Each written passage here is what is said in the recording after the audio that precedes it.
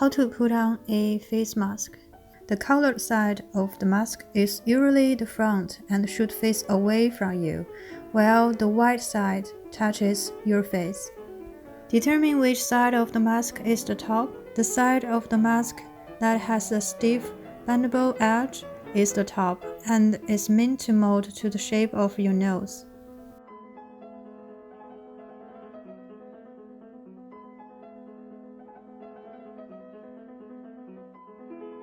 Pull the bottom of the mask over your mouth and chin. Mold or pinch the stiff edge to the shape of your nose.